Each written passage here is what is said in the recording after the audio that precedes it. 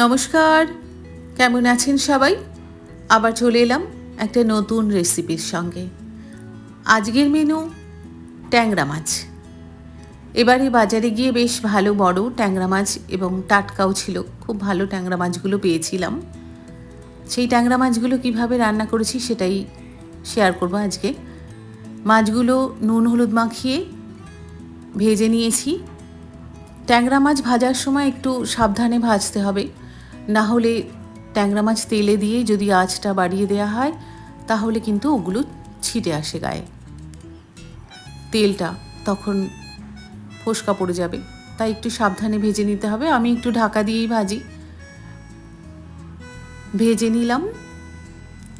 তারপর এর ভেতর আমি মশলা দিয়েছিলাম জিরে, গোলমরিচ, একটু রাঁধুনি। রাঁধুনিটা তো ভালো লাগে খেতে আমাদের, তাই একটু রাঁধুনি দিই। রাঁধুনি না দিলেও শুধু জিরে বাটা দিয়েও করা যায়। আর লঙ্কার গুঁড়ো দিয়েছিলাম। ফুলকপি ছিল ঘরে, আলু ফুলকপি একটু দিয়ে দিলাম। সঙ্গে একটু দেব বড়ি, ডালের বড়ি। বড়ি ভেজে তারপর মাছের ঝোলে দিলে তার স্বাদটা একটু অন্যরকম হয়। এই ধরনের মাছগুলোতে একটু বড়ি দিয়ে রান্না করলে খেতে কিন্তু খুব ভালো লাগে। যদি আপনাদের আমার ব্লগ ভালো লাগে তাহলে ইউটিউবে নারী তুমি দশভুজা চ্যানেলটা সাবস্ক্রাইব করে দেবেন।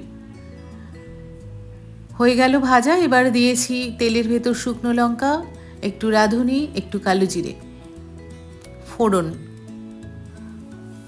এবার এই মশলাটা ঢেলে দিলাম। এর ভেতর একটু লঙ্কার গুঁড়ো আর একটু হলুদের গুঁড়ো দিয়ে দিয়েছি। মশলাটাকে ভালো করে কষিয়ে নেব। তারপর ফুলকপি আর আলুটা যে ভেজে রেখেছিলাম সেটা এর ভেতর দিয়ে দেব।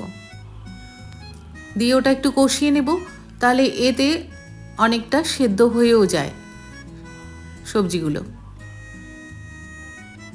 এ সময় ফুলকপি খুব যে খারাপ লাগে তা নয়, শীতকালে তো ভালো লাগে, কিন্তু এই সময় ফুলকপি মাছের ঝোলে দিয়েছিলাম তো ভালোই হয়েছিল খেতে।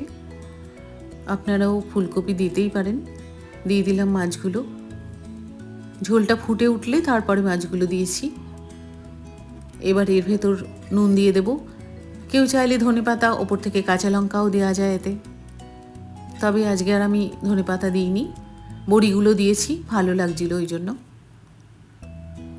মাছের ঝোলে বড়ি দিলে তার একটা অন্যরকমই স্বাদ হয়ে যায়, স্বাদটা একটু চেঞ্জ হয়ে যায়, ভালো লাগে খেতে। ভালো থাকবেন সবাই, ধন্যবাদ।